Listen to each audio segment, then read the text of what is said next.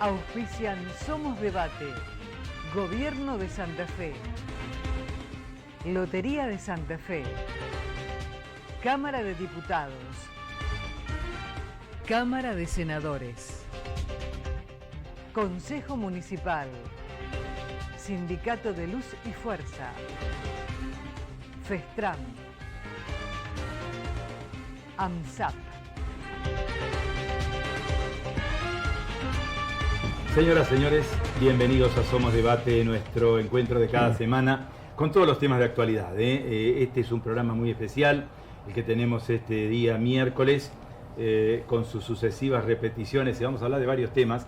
Nos vamos a ir un poquito de la política, que es lo que hacemos habitualmente. Estamos muy próximos a tiempos políticos, pero vamos a dejar un poquito el tema de la política para hablar de otras cosas que lógicamente tienen interés, que tienen un particular interés. Hoy estamos recibiendo a un gran amigo, un amigo de esta casa, a un amigo de muchos años, a un hombre que desde el sacerdocio viene recorriendo calles, hablando con gente, visitando los barrios, desde las parroquias, en sus misas. Un amigo de todos. ¿Cómo estás, padre Axel? Muy bien, gracias a Dios. 30 años de sacerdocio. Si Dios quiere, este mes, el 30 de septiembre. 30 años. ¿Sí? Y la verdad que es como dice la palabra de Dios. Nuestra vida, Señor, pasa como un soplo. Enséñanos a vivir según tu voluntad. Y realmente estos 30 años de sacerdocio han sido muy intensos, muy lindos, realmente maravillosos, ¿no?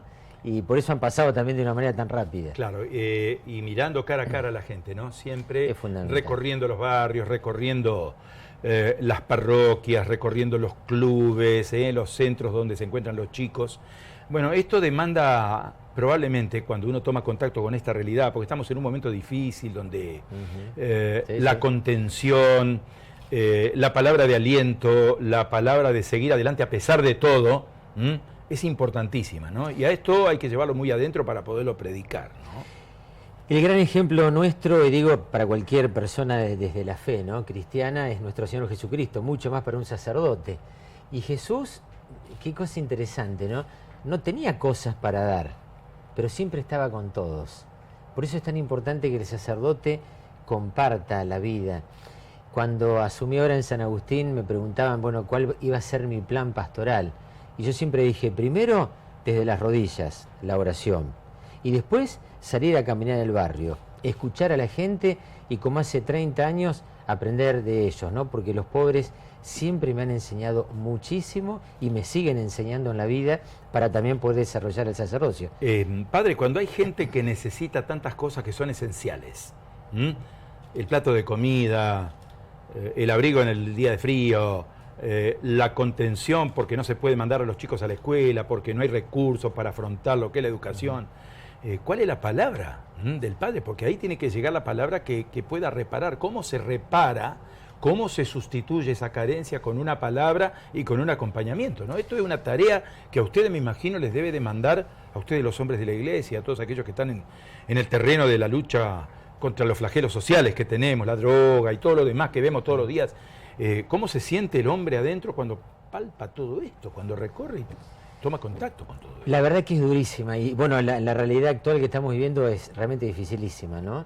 Y cuando la gente se acerca al sacerdote, indudablemente sabe también que el sacerdote tiene sus límites para solucionarle esos problemas, pero que va a encontrar en el sacerdote una mirada, una escucha, una palabra de aliento, y sobre todo porque uno también habla desde la palabra de Dios, desde una persona en concreto que es nuestro Señor Jesucristo, que nació pobre, vivió pobre, murió pobre, que sabe lo que es el sufrimiento de los hermanos de una manera muy fuerte, y que por eso nosotros como sacerdotes desde ese Jesucristo le hablamos, y sabiendo que muchísimas veces uno le tiene que decir a la gente, mira, hasta acá no llego, pero no dudes que, bueno, que te doy la bendición, te acompaño, y la gente también sabe que el sacerdote no es un asistente social, que no es un jefe de gobierno, que no tiene a mano un montón de cosas que ellos necesitan, pero que va a encontrar en la iglesia, en la comunidad, lo que tenemos, lo poquito que tenemos, lo compartimos todo, y que va a recibir la bendición, la compañía, la presencia,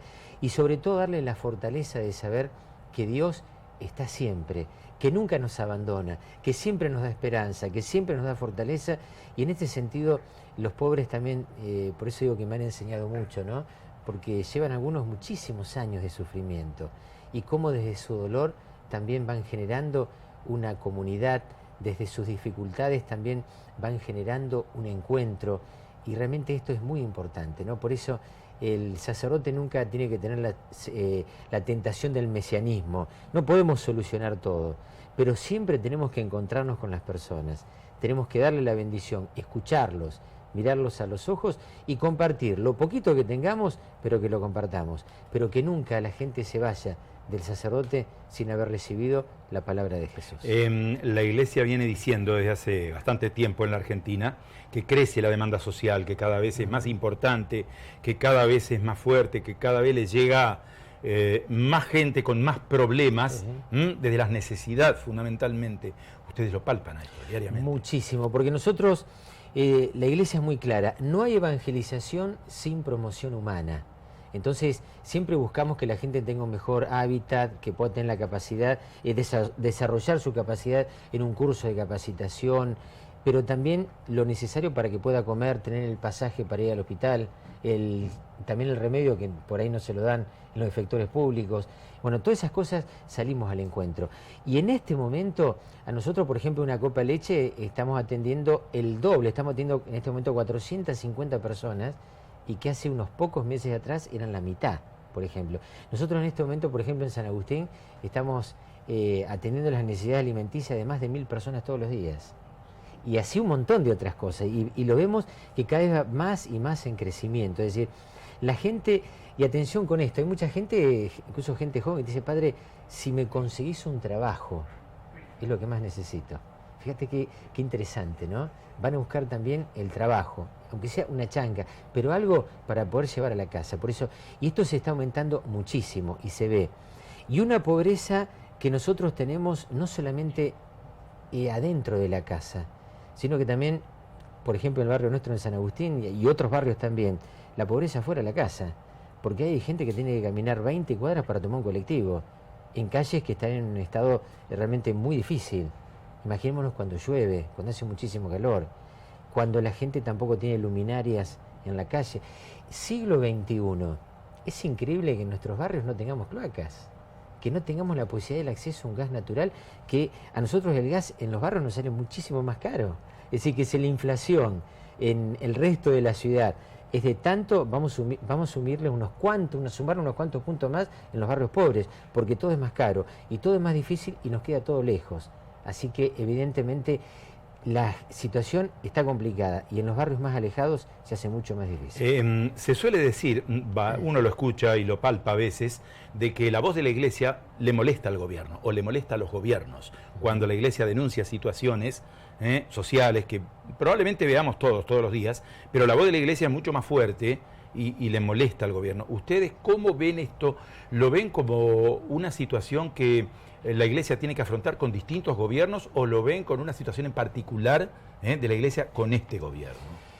La opción evangelizadora, la opción por los pobres, siempre tenemos en claro que no es una opción sociológica, sino que es evangélica, es decir, está en la palabra de Dios. Cristo se identificó con los pobres, por lo tanto nosotros tenemos que estar junto a ellos. Y cualquiera sea el gobierno que esté de turno, siempre la voz de la Iglesia ha molestado, porque a uno mismo también le pasaba a veces decir determinadas cosas y que van saltando algunos fusibles por ahí, ¿no? Pero nosotros ya estamos como, no digo acostumbrados, pero sabemos que cuando nosotros salimos en defensa de los pobres, salimos en defensa porque ellos no tienen voz, indudablemente que hay sectores que no les gusta para nada que nosotros lo hagamos, pero lo vamos a seguir haciendo, cualquiera sea el gobierno, porque en todos los gobiernos siempre ha pasado. Cuando la Iglesia ha hablado, no ha caído bien. ¿Por qué? Porque hay gente que le interesa tapar la realidad. Y nosotros lo que hacemos es mostrarla, para poder cambiarla, porque no es nunca una crítica a alguien, a un sistema, lo que sea, sino decir, no se está atendiendo, no se está acompañando a los más necesitados. Y mientras haya un pobre en la Argentina, indudablemente que no nos vamos a callar. Se dice que en la Argentina hoy hay una situación muy delicada con el tema de las adicciones, ¿no?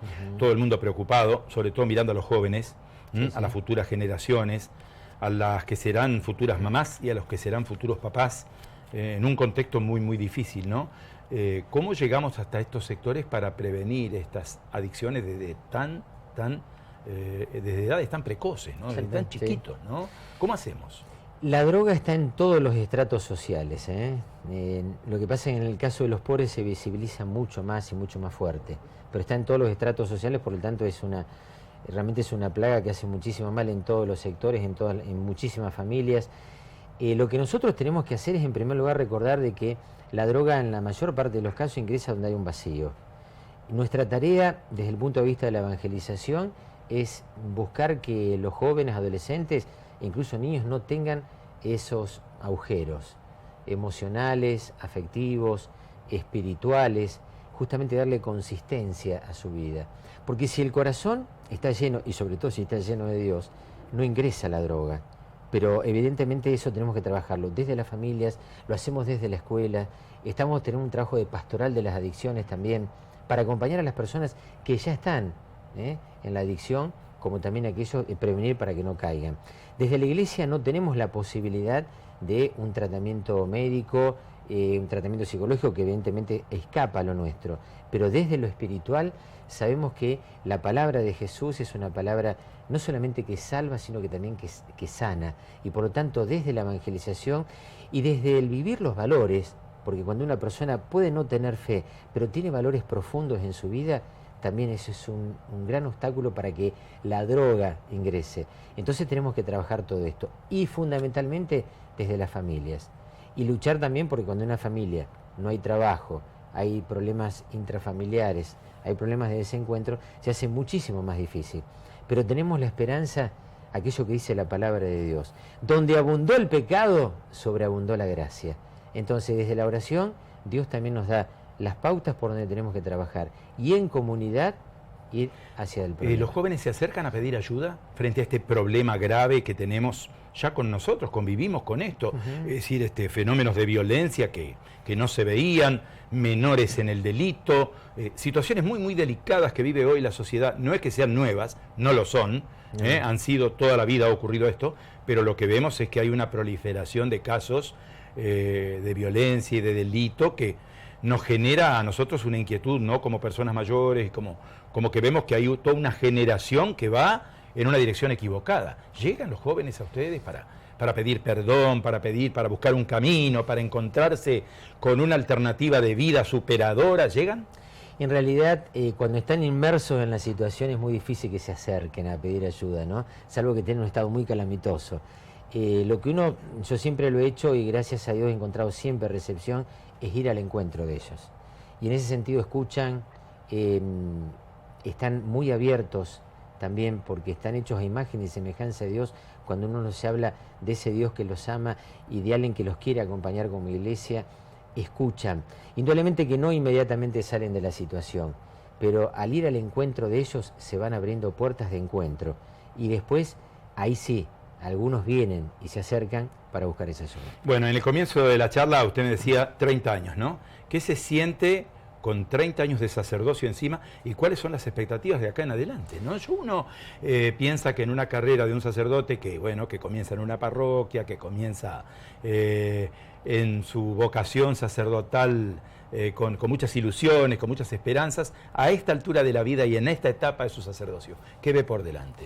Bueno, ante todo un gran agradecimiento a Dios por lo que me ha regalado con el sacerdocio, ¿no? Y aquello que dice Jesús, no me eligieron ustedes a mí, yo los elegí a ustedes. Esta elección del Señor realmente me ha llenado de alegría.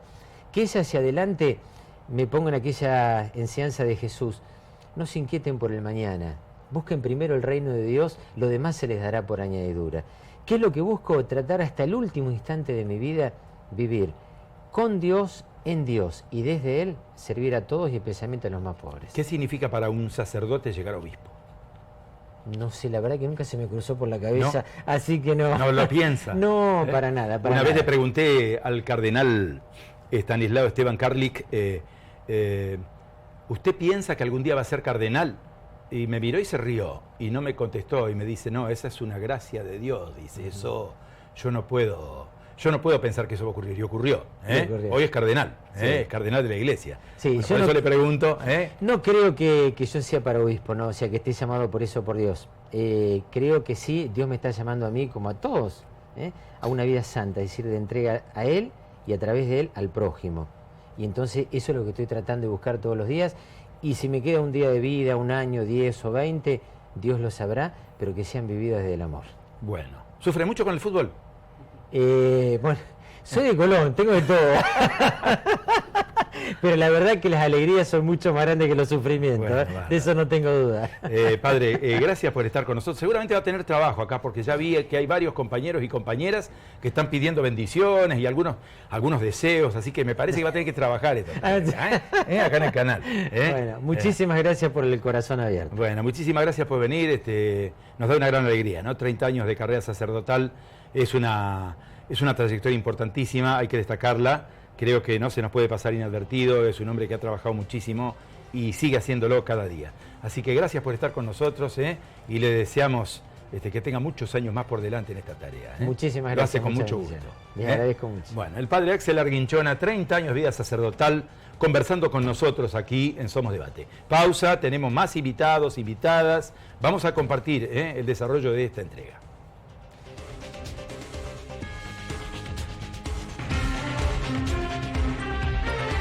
Endulzame. Seguinos en nuestras redes, Facebook e Instagram.